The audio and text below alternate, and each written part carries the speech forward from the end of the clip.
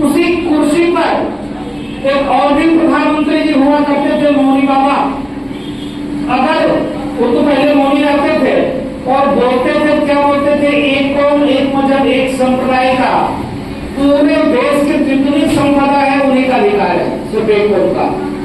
पहले तो मौनी थे, बोलते थे नहीं, बोले तो सिर्फ एक कौम और एक का। जिनका इन्होंने देख लिया, देश के सशस्त्र प्रधानमंत्री मोदी जी, वो जब बोलते ही रहते, रुकते नहीं है, और बोलते हैं तो पेट में दर्द होता है लोगों को। जिनको जो समाजद्रोही है, जो देशद्रोही है, जो सनातन द्रोही है, जो विश्व पटल पर जाकर भारत का कितना अपमान कर सकते हैं, भारतीय संस्कृति की कितनी मजाक उड़ा सकते हैं, भारत में डेमोक्रेसी की कितनी मखौले उड़ा सकते हैं जाकर विदेश की धरती पर, उनको पेट में तकलीफ होती है जब माननीय मोदी जी बोलते हैं। और बाबा का तो क्या कहना, उत्तर प्रदेश में ऐसे हम लोगों ने एक माला वाले को, आपने भजन करने वाले की, कल आप देखिए नवरात्रि का वो पावन पर्व था, मुख्यमंत्री होने के बावजूद भी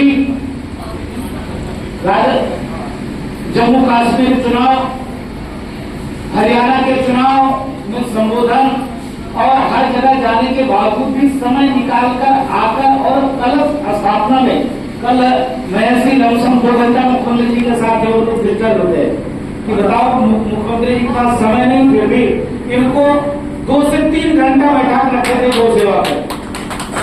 ये करना है, वो करना है, ऐसे करना है, किस प्रकार करना है। हम लोग राम भाई तीसरे चौथे बचे पहुंचते रहते हैं गोरखपुर। आप समझिए कि महाराज जी रात्रि में 11, साढ़े 11, 12 बजे हम लोग को छोड़ते हैं और फिर सवेरे 5 बजे गौशाला की दौरा पे हम लोग मिल जाते हैं। अब भाई 5 बजे जो व्यक्ति मिल रहा है वो आधा घंटा 1 घंटा पहले उठना ही होगा, नित्य क्रिया करना ही होगा। उसके बाद वो निकलने के बाद परिसर का निरीक्षण करने के बाद गौशाला में इतने व्यस्तता होने के बाद महेश जी ने कहा देसी गाय, तो उनके यहाँ देसी गाय के अलावा कुछ नहीं मिलेगा। लमसम उनके गौशाला में 2000 गैया हैं और 2000 गैया में शुद्ध देसी गिर गाय भी नहीं, शुद्ध देसी, जिसको आप नहीं के बराबर रखते, जो 1 किलो, 1.25 किलो, 2 किलो, 2.5 किलो से ज्यादा दूध नहीं देती, ऐसे गौ माता उनके गौशाला में बिस्कुट ही खिला देना, दूध खिला देना, मतलब कुछ भी देना ही देना। उसके बाद फिर निकलने के बाद परिसर के निरीक्षण करने के बाद लोगों के बीच में संवाद करना, सुनना और फिर वापस आना, फिर कुछ हवन पूजा पाठ, फिर लोगों के बीच में जुट जाना। इसके नाते इन्होंने जब जय किया, इसलिए जय किया क्योंकि वो ऐसे कार्य कर रहे हैं। राम जी, आपका जो ये देव फाउंडेशन के माध्यम से जो आप कार्य कर रहे हो, आने वाले भविष्य में आपका भी जय होगा।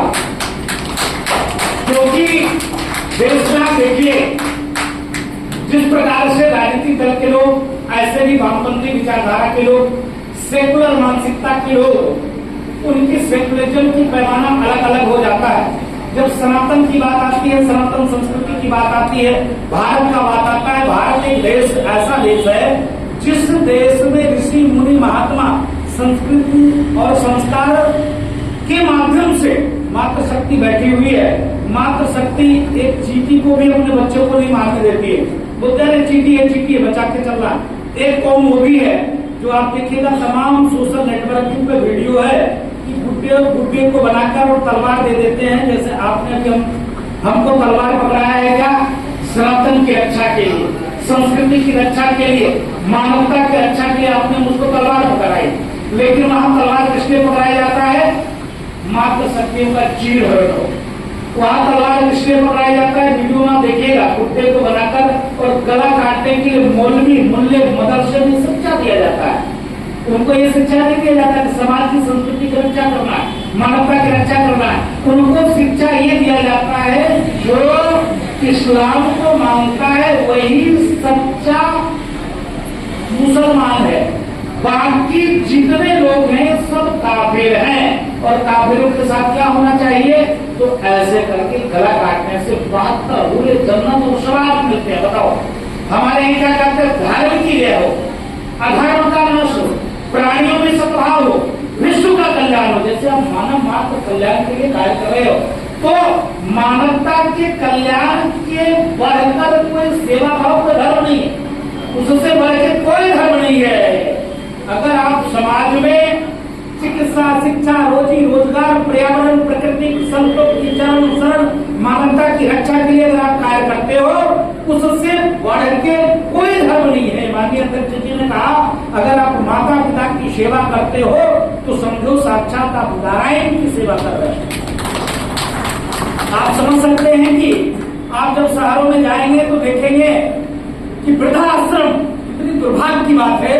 जिस देश में राम भगवान का जन्म हो, जिस देश में भगवान बुद्ध का जन्म हो, जिस देश में महावीर का जन्म हो, जिस देश में वासुदेव श्री कृष्ण का जन्म हो, और उस देश में अब वृद्धाश्रम को, जहाँ श्रवण कुमार जैसे बेटा माता पिता को कंधों पर बैठाकर यज्ञ पूजा आदि हवन नहीं करना, माता पिता की सेवा मात्र से ही आज तक आप लोग उनका नाम ले रहे हो। आज उस देश में वृद्धाश्रम, और जब आपको हंसी आएगी, जब उस वृद्धाश्रम में जाएंगे देखेंगे तो सिर्फ सनातनी के ही माता पिता मिलेंगे, उनके माता पिता नहीं मिलेंगे। क्योंकि 3 बेटी 73 बच्चे, सबके हाथ में एक पत्थर, जिसना देश की संपदा को लूटो, तोड़ो, मारो, काटो, भगाओ, उनके माता पिता नहीं मिलेंगे। 10 बाई 8 के कमरे हैं और 3 बीवी 73 बच्चे हैं। मेरी बात को अगर कम लेना, बात कर सकती हूँ। आप क्या है